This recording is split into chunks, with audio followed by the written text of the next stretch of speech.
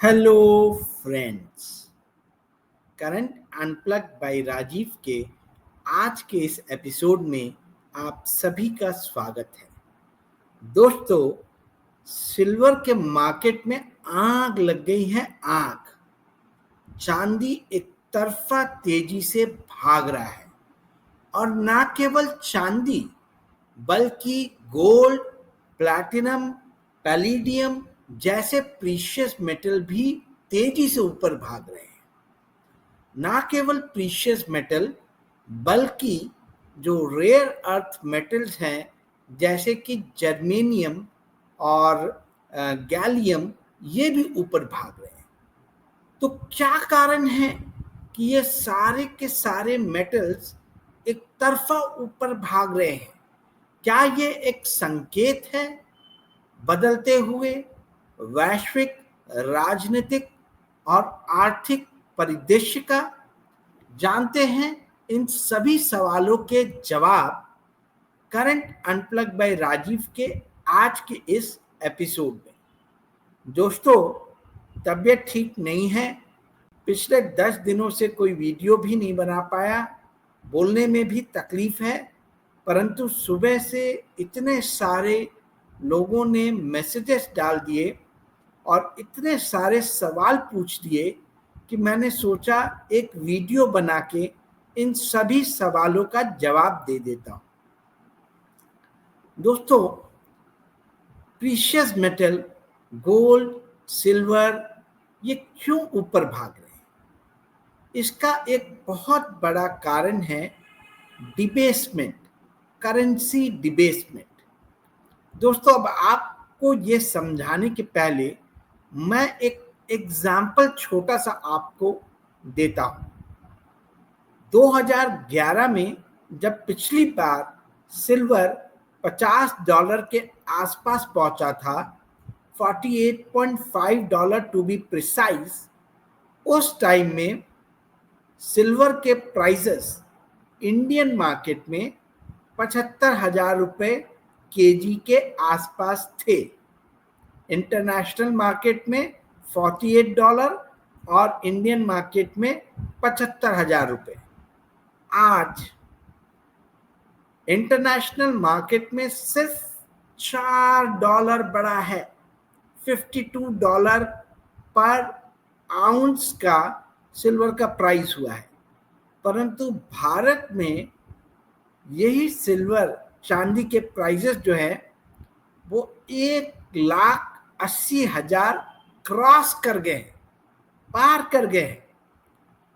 75,000 रुपये पर केजी 2011 में था, जब सिल्वर के प्राइसेस $48 पर आउंस थे।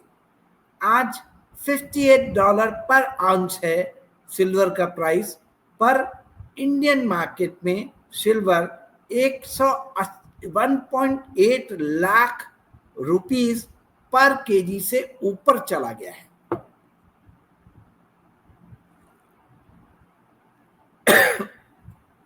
सिर्फ $4 की बढ़ोतरी से डबल से भी ज्यादा सिल्वर के प्राइसेस नहीं हो सकते।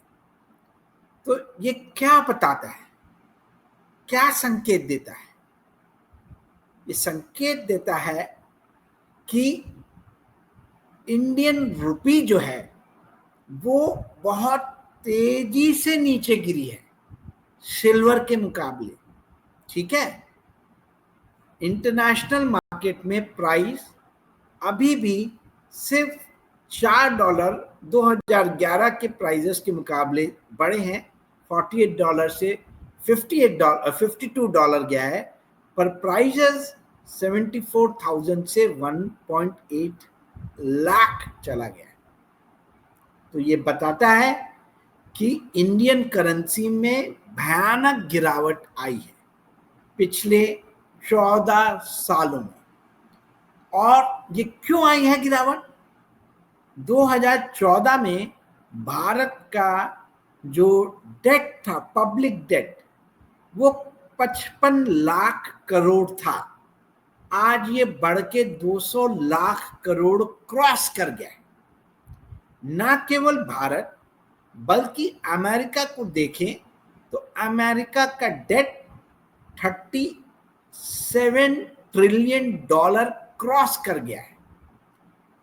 ये 2014 के आसपास में 16 ट्रिलियन 15 ट्रिलियन डॉलर के आसपास में था। तो विश्व भर में डेट बहुत तेजी से बढ़ा है सरकारों के ऊपर में और देशों के ऊपर में। जब भी सरकार और देश के ऊपर में डेट बढ़ता है तो गोल्ड और सिल्वर के प्राइसेस तेजी से भागते हैं। सिल्वर के साथ तो ये बात थी कि पिछले 14 साल से सिल्वर के प्राइसेस को आर्टिफिशियली सप्रेस करके रखा गया। 2011 के हाई को अब जाके 2025 में उस हाई को ब्रेक किया है सिल्वर ने। तो 14 साल में तो राम जी का भी वनवास खत्म हो गया था। तो 14 साल बाद सिल्वर ये ऊपर जा रहा है। और हमने आपको एक वीडियो बना के रन अर्जेंटन रन 4 महीने पहले ही बता दिया था कि मैं क्यों सिल्वर खरीद रहा हूं। और आज आप देखिए कि आपको YouTube पे सिल्वर चांदी से रिलेटेड वीडियो की भरमार ही भरमार मिलेगी, खूब सारे वीडियो मिलेंगे। परंतु सिल्वर के प्राइसेस पिछले 6 से 4 महीने में ही ऊपर भागे हैं।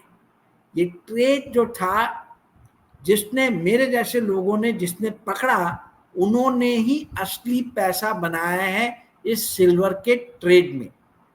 और ये क्यों सिल्वर तेजी से भागा, आपको मैंने डिबेसमेंट का रीजन बताया, करेंसी डिबेसमेंट, कि जब जब डेट बढ़ता है तो आपके देश की करेंसी प्रीशियस मेटल के मुकाबले कमजोर होती है।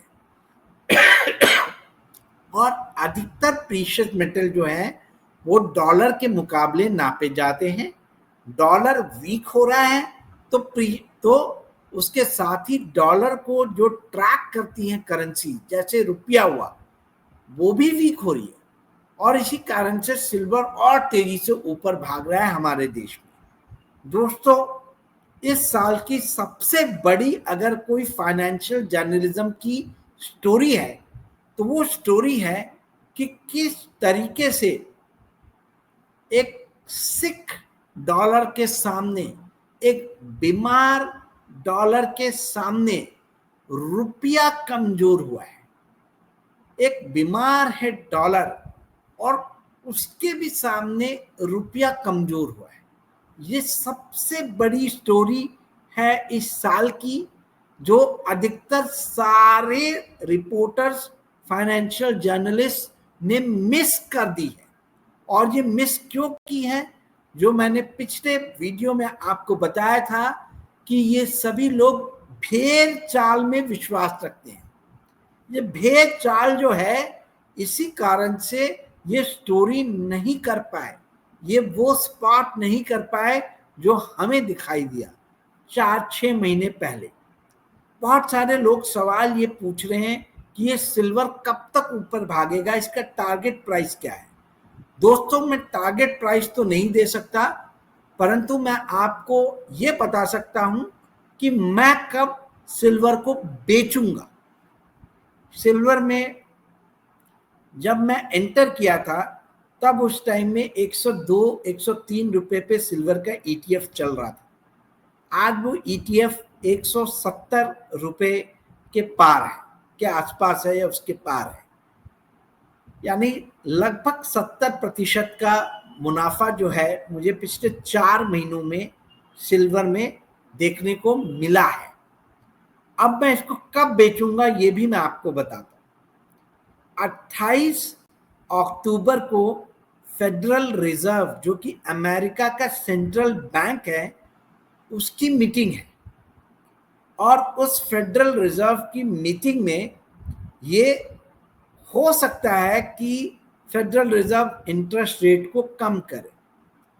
यदि फेडरल रिजर्व इंटरेस्ट रेट को कम करता है तो सिल्वर के प्राइसेस और ऊपर भाग सकते हैं। परंतु यदि फेडरल रिजर्व इंटरेस्ट रेट कम नहीं करता है तो सिल्वर के प्राइसेस धराशायी हो जाएंगे, नीचे आ जाएंगे, क्योंकि सिल्वर एक इंडस्ट्रियल मटेरियल है और इंडस्ट्रियल मटेरियल का प्राइस जो है वो इकोनॉमी में यदि उछाल होता है तभी ऊपर जाती है। और हम देख रहे हैं कि वैश्विक वर्ल्ड ओवर जो इकोनॉमी है वो डामाडोल स्थिति में है, क्योंकि अमेरिका और चाइना के बीच में एक टैरिफ वॉर चल रहा है और उसके साथ ही ये टैरिफ और ट्रेड वॉर के साथ ही हम देख रहे हैं कि जितने भी देश हैं इन सब के ऊपर में डेट यानी कर्जा बहुत बढ़ गया है और सब अपनी अपनी इकोनॉमी को प्रोटेक्ट करने का, बचाने का प्रयास कर रहे हैं टैरिफ के माध्यम से। तो वर्ल्ड में जो इकोनॉमिक एक्टिविटीज होनी चाहिए थी वो इकोनॉमिक एक्टिविटीज कम हो गई हैं, रुक गई हैं और वर्ल्ड की ग्रोथ स्टैग्नेंट आप कह लीजिए कि उस वाली स्थिति में आ रहा है। ऐसी स्थिति इंडस्ट्रियल मेटल्स के लिए अच्छी नहीं होती। तो सिल्वर में कोई बहुत ज़्यादा अब और तेजी की संभावना नहीं है यदि फेडरल रिजर्व इंटरेस्ट रेट काटता नहीं है तो। सिल्वर और गोल्ड के जो प्राइजेस इस साल भागे हैं या प्लैटिनम भी, उसमें जो एक खासियत है वो ये है कि इसके पहले तक ये प्राइजेस तभी ऊपर जाते थे जब फाइनेंशियल क्राइसिस आता था बहुत बड़ा या इकोनॉमिक क्राइसिस आता था। जैसे 2008 में आया सब प्राइम, 2010 में आया आप लोगों ने देखा यूरो क्राइसिस, 2020 में आया था पेंडेमिक। इन सभी टाइमों में हमने देखा कि गोल्ड और सिल्वर के प्राइसेस तेजी से ऊपर भागे। पर इस साल जो है इकोनॉमिक या फाइनेंशियल क्राइसिस अभी तक आया नहीं है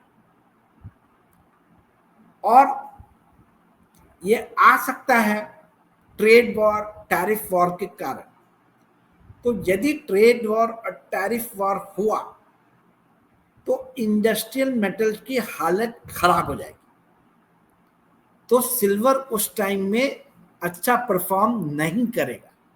सिल्वर के पक्ष में जो एक चीज सिर्फ जारी है वो ये जारी है कि ये प्रीशियस मेटल है और गोल्ड ऊपर जा रहा है तो उसके साथ साथ सिल्वर भी ऊपर जा रहा है। परंतु गोल्ड एक इंश्योरेंस पॉलिसी है करेंसी के खिलाफ, करेंसी डिबेसमेंट के खिलाफ।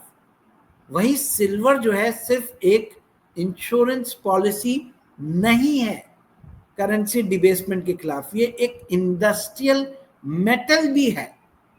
तो आपको करेंसी डिबेसमेंट की थ्योरी के साथ साथ ये इंडस्ट्रियल मेटल है, इसको भी याद रखना है।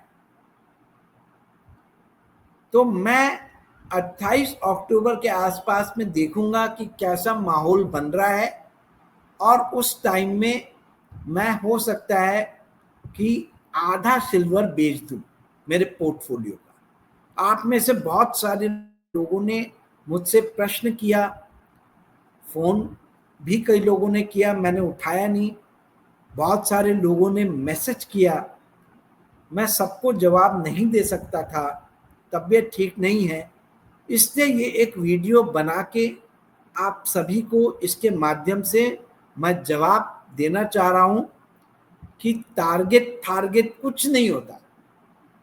अगर आप मैक्रो इन्वेस्टमेंट में बिलीव करते हैं तो आपको जियोपॉलिटिक्स समझ में आना चाहिए।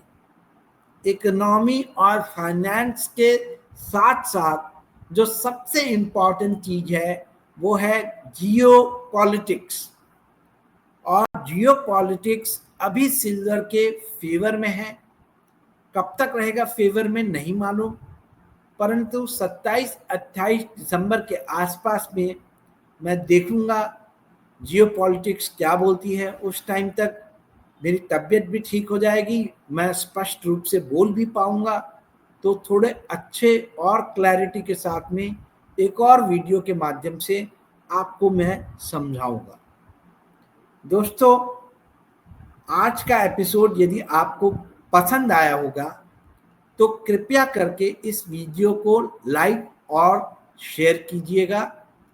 और यदि आप इस चैनल को कुछ सहयोग या योगदान देना चाहते हैं तो आप 9860317209 पे मुझे जीपे, फोन पे या पेटीएम या किसी भी माध्यम से आप पेमेंट कर सकते हैं। आई होप दोस्तों आपको सवालों का जवाब आप लोगों को मिला होगा। थैंक यू दोस्तों, गुड डे, बाय।